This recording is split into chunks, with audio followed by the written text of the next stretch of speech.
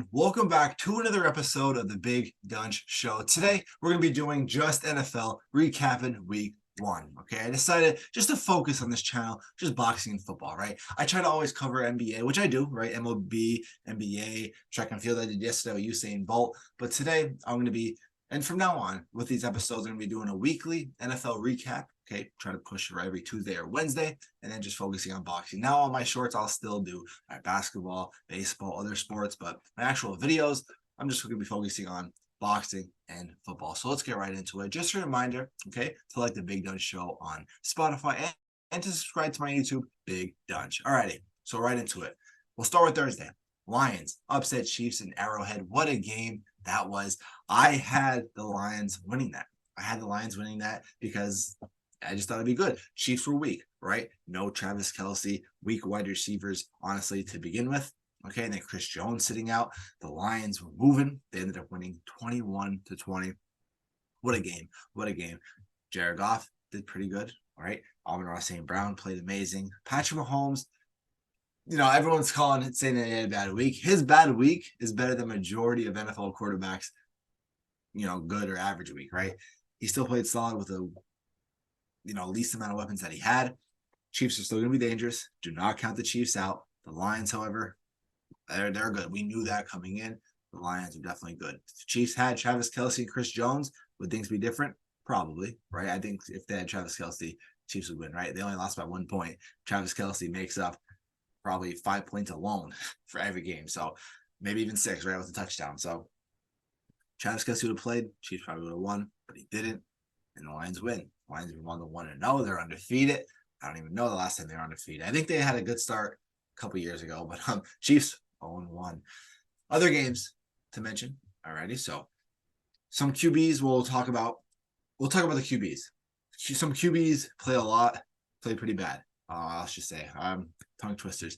QBs play pretty bad on Sunday. Here are some of them. Joe Burrow. Okay, he played against the Browns. He barely even had 100 yards. He didn't even reach 100 yards. Highest paid quarterback in the league, and he couldn't get it done. Got blown out. He had 82 yards, 14 for 31. Didn't have any turnovers. He was sacked twice. But wide receivers, obviously, the quarterback's going to do bad. Wide receivers going to do bad. Jamar Chase with 39 yards. T. Higgins, nothing. Definitely upsetting for a lot of fantasy owners of T. Higgins. Okay, other quarterbacks. Kenny Pickett. Steeler fan right here, watching him make a lot of bad throws, had an interception. I'm pretty sure he had a pair of interceptions. We lost to the 49ers. It was bad, right? It was like 30-7. Kenny Pickett threw for 1 touchdown, 232 yards, 1 touchdown, 2 interceptions. Stat sheet might not be terrible, but he had a lot of bad throws that we needed for first downs that he could not just get it done. Ryan Tannehill against the Saints. Ryan Tannehill is on the hot seat. You cannot watch the Titans over the years and say he's not on the hot seat. He could be on the hot seat. He's on the hot seat right now. He can get replaced any minute now. Against the Saints, he threw for 198 yards and 3 interceptions. All right, especially when you have 2 young, hungry quarterbacks in Willis and Levis, right? Drafted past couple years. Young, talented quarterbacks. And Ryan Tannehill, he's been on the hot seat for quite some time now. Had that 1 good year in his first year with Tennessee. He's on the hot seat now. He could be replaced any minute now. Lost to the Saints, 16-15. Titans, they're not a very good team, but they're not a bad team, right? They have, of course, DeAndre Hopkins, Derrick Henry, okay, 2 of the best at their position. Quarterbacks holding them back. 3 interceptions, no touchdowns, no scoring from the Titans. Not going to get it done. I'm pretty sure the Titans didn't even score a touchdown. They had so many field goals. So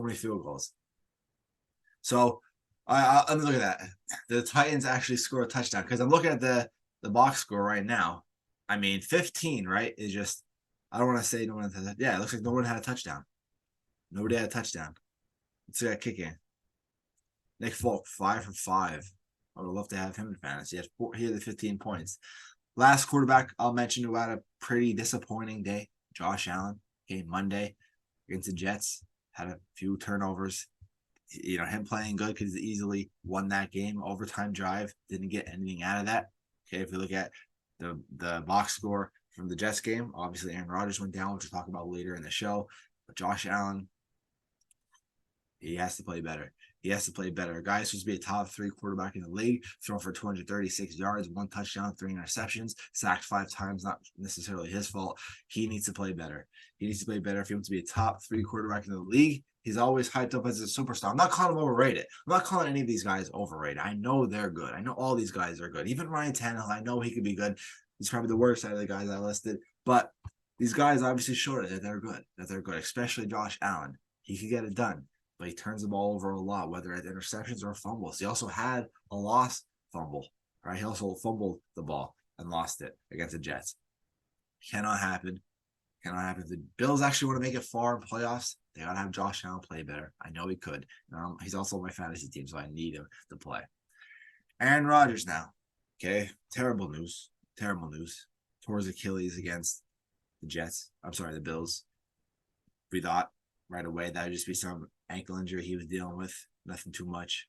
Then, it was feared that was Achilles injury, Achilles tear. Next morning, which was yesterday, got confirmed. That's terrible, right? Played 1 drive with the Jets. Didn't even complete a pass. And goes down, tears his Achilles. He's old now. He's old. Jets are rolling with Zach Wilson. He hasn't really proven himself yet. He has a lot of chances, but maybe getting mentored by Aaron Rodgers. He can make something out of that. Either way, Aaron Rodgers is old. Who knows now? He's out for a whole season. That's tough.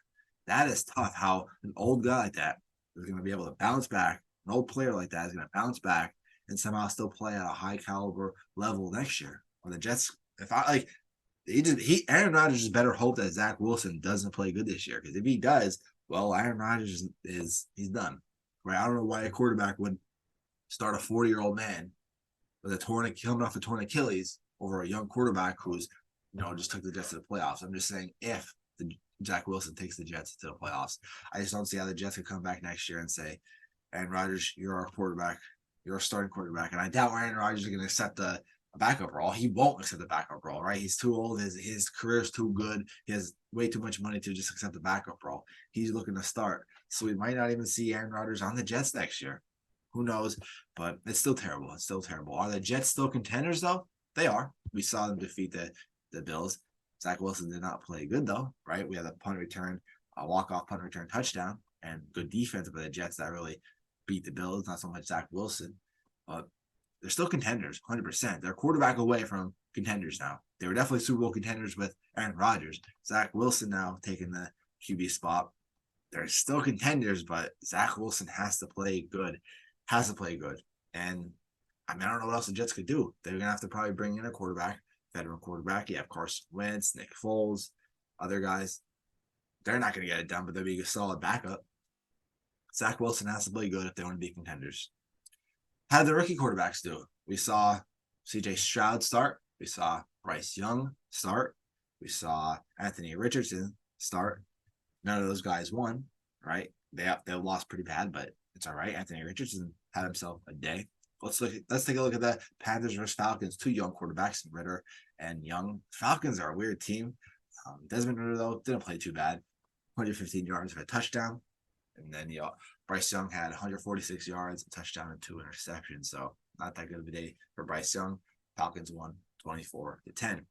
Let's take a look at we could either look at the Texans or the Ravens or the Colts and the Jaguars. Let's take a look at the Colts and the Jaguars. Jaguars ended up winning 31-21. It was actually a pretty close game at half.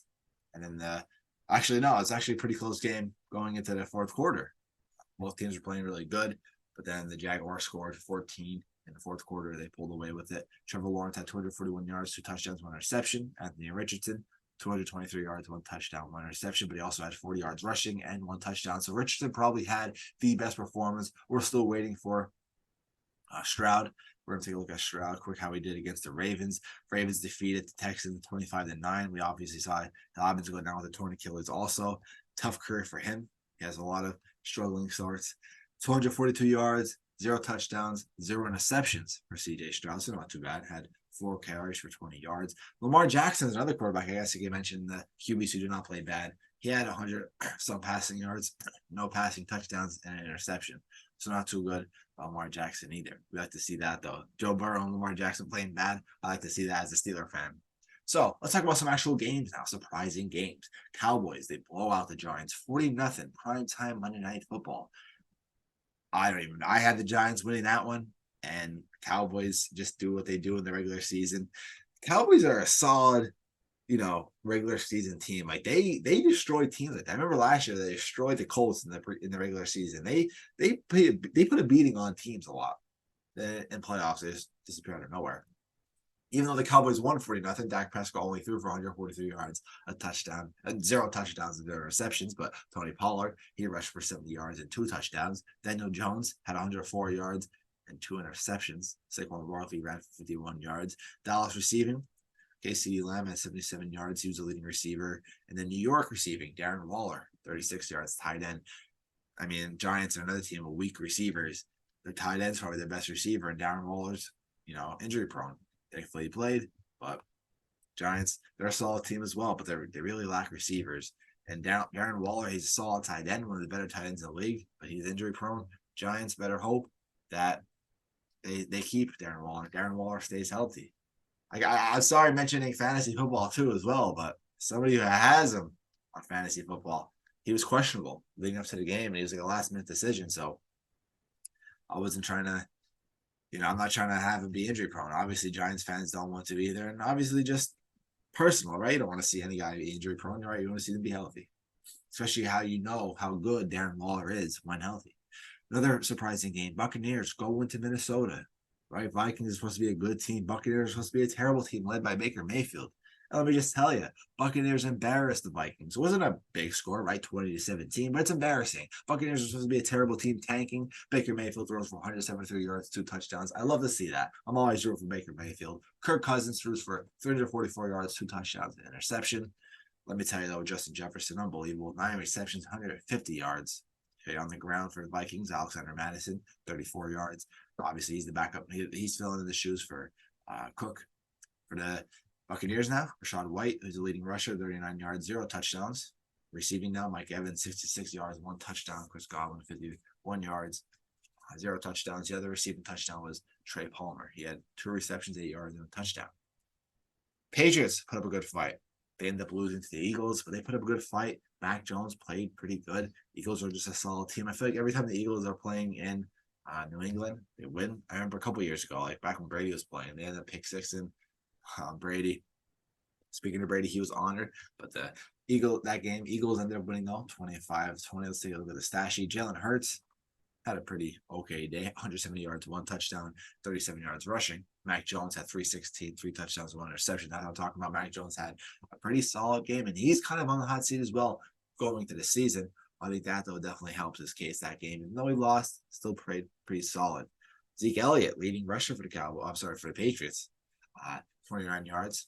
For the Eagles, Kenneth Gainwell at 54 yards. Their leading receiver was A.J. Brown, 79 yards, but Devontae Smith had a touchdown. Kendrick Bourne, he could be a new wide receiver one now for the Patriots. Patriots are another team lacking wide receivers. Kendrick Bourne had 6 receptions, 64 yards, and 2 touchdowns.